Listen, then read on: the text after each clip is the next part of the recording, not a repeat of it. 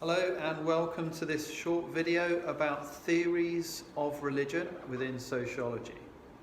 And we're going to be looking at functionalists, Marxists, feminists with this. So first of all, let's look at functionalism. So we can see a very powerful God. It's very useful to be reminded of our humble and dependent position as individuals. Functionalists are very concerned that religion plays a part that keeps humans safe, secure, happy, peaceful, close to each other and working together harmoniously. If we're reminded of how powerful God is, then those older versions of God, for example the Old Testament God, can keep us God-fearing and therefore humble and obedient and working harmoniously with others rather than trying to rise above them. There's many psychological functions to religion. It helps us cope with times of uncertainty, and it helps us cope with times of suffering and great change like death, disease and poverty. It helps us cope cognitively, so it helps us process information using abstract concepts which religion gives us, like time and space. For example, these concepts are in Genesis in the Bible, in the Christian faith, where it says God created the earth in 7 days. So straight away it gives us the concept of time and space. Literally, God created those concepts. And that helps us to be able to think in a way which perhaps our ancestors before religion were still developing that capacity for abstract thinking, which basically means our ability to think about things that aren't there and talk about as well, communicate about things that aren't there, which enables us to probably plan ahead, to be thinking to solve problems logistically, and to be able to solve those problems together, working with others. Probably, therefore, it could be seen as an artifact or a product of our hunter-gatherer existence, where we started to develop strategies to be successful, to survive. So without those concepts, we might be stuck without being able to plan ahead. And so many of the theories about religion are about the development of our frontal lobe, our rational, calculating, problem-solving, forward-thinking, imaginative elements of our brain. What sociologists emphasise is the social side, and so having a shared culture of cognition where we talk about things in the future and the past, and we share ways of talking about things that aren't there, means that religion has influenced our culture to give us an abstract thinking culture. But there are problems with this view, because you can argue that the world is so fragmented, as postmodernists would emphasise, that these arguments about social integration and the role of religion in helping us cope psychologically have been kind of blown apart. Society has been blown apart and broken up like a cake thrown against the wall. People are getting divorced, people can become unemployed, people can lose their relationships with others and separate. And so in many ways religion doesn't seem to play the role it once did, and it's harder to argue that it has a central role in creating meaning and solidarity and togetherness and integration for us. So the functionalist view of religion is based on their view of society, the organismic analogy, or organic analogy. So the idea that the society we live in is like an organic system in which each part of the system plays a role and relies on every other part of the system to play their roles for it to survive and for the whole system to flourish and thrive and live. So there are various interdependent parts, they all rely on each other, and each part of society performs functions or roles or has a purpose for the whole needs of the society. So it's the same with religion. Religion contributes to social order and solidarity, which are the most important elements of any institution's roles. So social order, a predictable pattern of behaviour for the future, solidarity, a sense of togetherness, and value consensus really contributes to social order and solidarity, because having a shared culture or value consensus, an agreement over right and wrong, what's important, worthwhile, enables us to work together, to feel close, and to have predictable patterns of behaviour.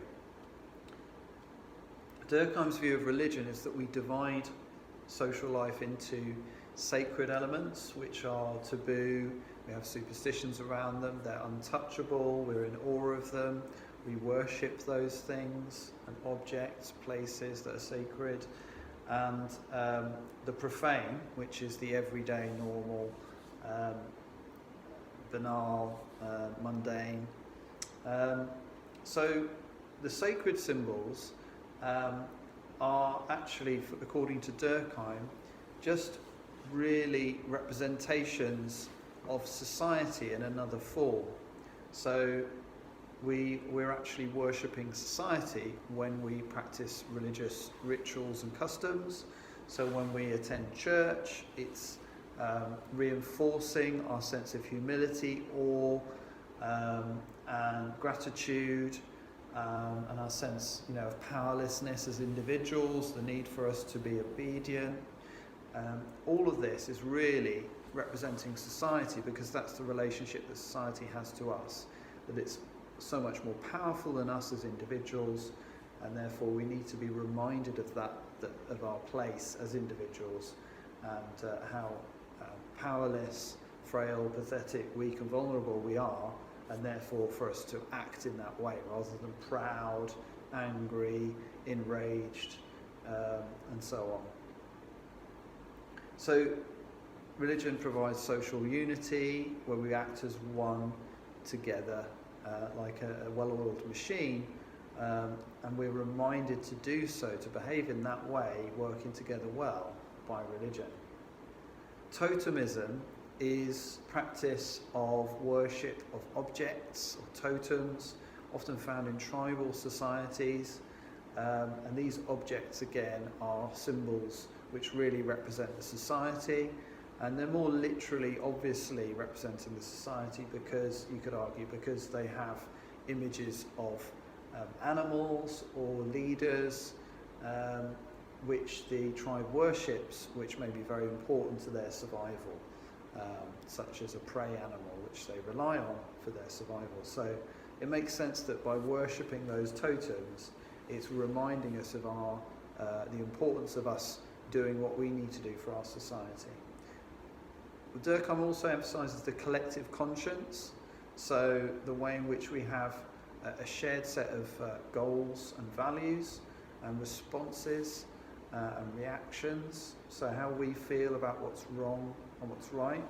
And this binds us to the morals of the community, so it keeps us tightly attached to our set of beliefs about what's right and wrong.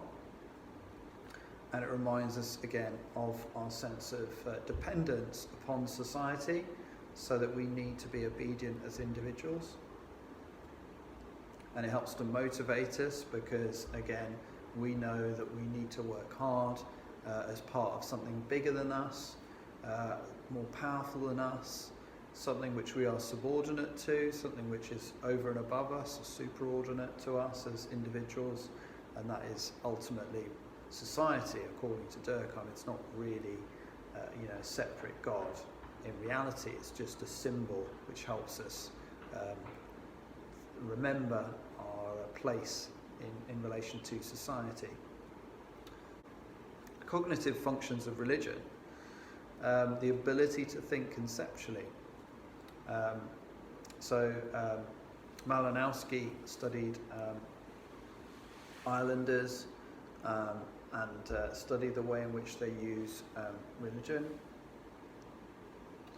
So the cognitive functions of religion, so Durkheim also thought that our ability to think conceptually in abstract terms, things that are not there, ideas about things that don't exist in the world around us immediately, so that we could plan, things like time and space, are important elements of which religion gives us as intellectual ideas and concepts. So religion actually is the origin of human thought and reason. It's very important. The problem, as we said, is this does not account for multiple religions that now exist in a contemporary society. We don't have, monocultural societies where there's one culture, where there's one religion. We've got various diverse cultures and religions within one society, which seems to provide more division, potentially, rather than unity. And it may suggest there are other reasons why people unite rather than having a shared religion. People unite for maybe moral reasons, like causes like the environment, or on the basis of civil religion, as we'll look at with Robert Bellah, which is about uniting under one national banner.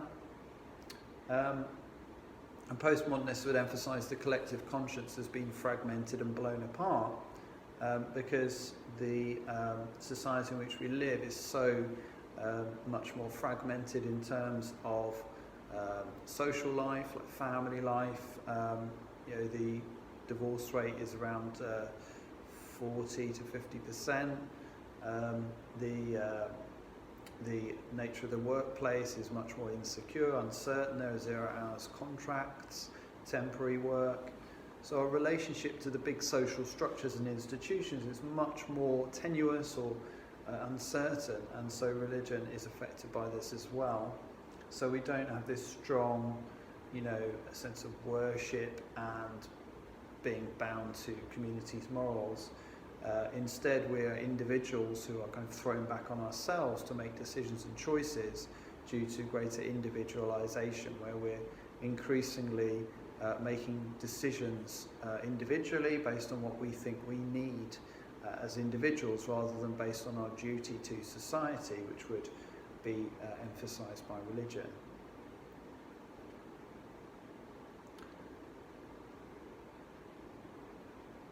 So there's also psychological functions to religion.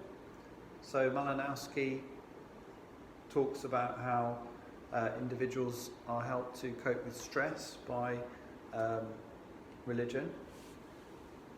Stress would undermine solidarity because it would put individuals in an overwhelming state where they wouldn't be able to contribute to the needs of their collective group. So when it comes to an important outcome such as hunting or fishing, you would see tribes would use religion where they have to go into the ocean to fish because they can't control the outcome. It's very uncertain compared to river fishing.